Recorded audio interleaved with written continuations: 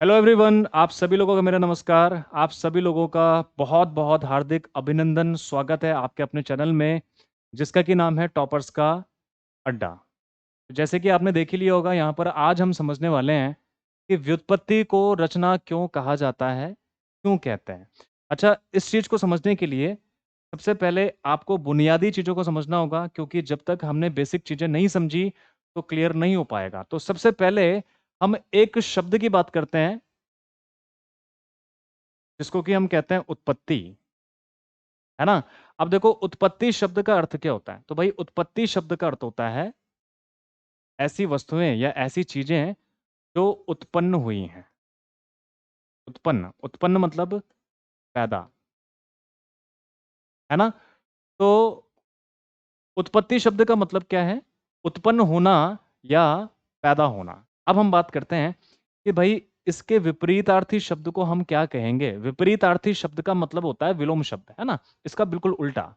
तो इसका बिल्कुल उल्टा बनाने के लिए हम क्या करते हैं कि इस शब्द में वी उपसर्ग जोड़ देते हैं। वी उपसर्ग जोड़ देते हैं। तो भाई, ये आपका क्या बन के आता है? देखो भाई, सबसे पहले तो समझो कि वी उपसर्ग का मतलब होता है भिन्न, या इसका मतलब होता है विशेष, है ना? क्योंकि भिन्न ही विशेष होता है। भिन्न ही विशेष होता है। आपकी क्लास में एक बच्चा सबसे भिन्न है, तो मतलब वो विशेष है। अब वो विशेष आपका सकारात्मक और नकारात्मक दोनों पहलुओं में हो सकता है। अगर सकारात्मक पहलू में है तो सबसे ज्यादा इंटेलिजेंट है, अगर सबसे ज्यादा बुद्धिमान है। अगर नकारात्मक पहलू में है तो सबसे ज्यादा बिगड़ा हुआ है, ऐसा हो सकता है ना? तो जो भिन्न होता है उसी को हम क्या कहते हैं? विशेष कह देते हैं। अब आप एक चीज देखिए कि भाई, यहां पर भिन्न है, लेकिन किससे भिन्न है? पैदा होने से भिन्न है, या उत्पन्न होने से भिन्न है।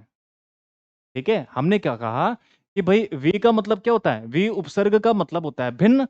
भिन्न है, अलग है, लेकिन किससे? उत्पत्ति से। और उत्पत्ति का मतलब क्या है? पैदा होना या उत्पन्न होना। तो जो उत्पन्न होने से या पैदा होने से भिन्न हो, उसको हम क्या कहते हैं? व्युत्पत्ति कहते हैं। व्युत्पत्ति कहते हैं। अब देखो भाई, जो पैदा होने से भिन्न है, मतलब जो चीज पैदा नहीं हुई है, आप उसको क्या कह सकते हो? आप उसको रचना कह सकते हो। रचना मतलब जिसका निर्माण किया गया हो, कह सकते हो।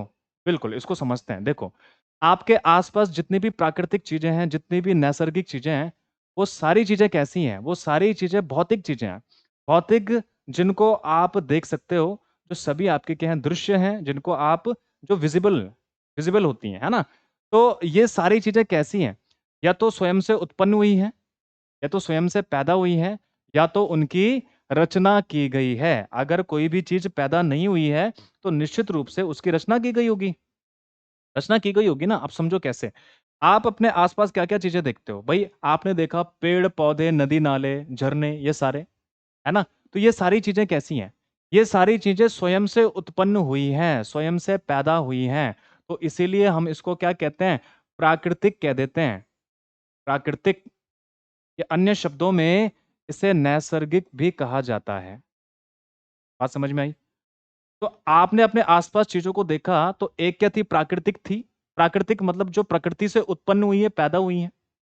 और दूसरी चीज क्या थी? व्युत्पत्ति के आधार पर, ये रचना के आधार पर। मतलब दूसरी चीज वो है जो पैदा नहीं हुई है, उत्पन्न नहीं हुई है। इसका मतलब क्या है? इसका मतलब यह है जिसको बनाया गया है, मानव के द्वारा बनाया गया है। जैसे कि आप अपने चारों तरफ क्या देखते हो? पेड़ पौधे, नदी नाले। इसके अलावा भी तो कुछ चीजें हैं भाई। आप पुल देखते हो, आप रोड देखते हो, आप बड़ी बड़ी बिल्डिंग्स देखते हो, है ना? ये सारी चीजें क्या है? ये सारी चीजें मनुष्य ने बनाई है, उत्पन्न नहीं हुई है। यानी कि उत्पत्ति से वी का मतलब भिन्न है ना? तो इसीलिए इसको हम रचना कहते हैं। और जितनी भी चीजों की रचना की जाती है, उसे हम क्या कहते हैं? आर्टिफिशियल, यानी कि कृत्रिम कहते हैं। तो बात समझ में आई है? तो भाई, इसीलिए व्युत्पत्ति को वी धन उत्पत्ति, ध्यान रखना, वी धन उत्पत्ति जब आप शब्द को जोड़ते हो, है ना? वी धन उत्पत्ति शब्द को जब आप जोड़ते हो, तो ये शब्द आपका निकल के आता है व्युत्पत्ति। और यदि आपसे पूछा जाए कि संधि कौन सी है, तो आपको पता है कि ई के बाद अगर ओ आ गया है, यानी कि असमान या भिन्न स्वर आ गया है, तो संधि कौन सी? यण संधि, है ना? तो इसीलिए व्युत्पत्ति को रचना कहा जाता है। अब आपको इसको रटने की आवश्यकता नहीं है। ठीक है, चलो। तो आज के लिए इतना ही रखते हैं, बाकी आपको मिलते हैं अगली वीडियो में। तब तक के लिए धन्यवाद। जय हिंद, जय उत्तराखंड।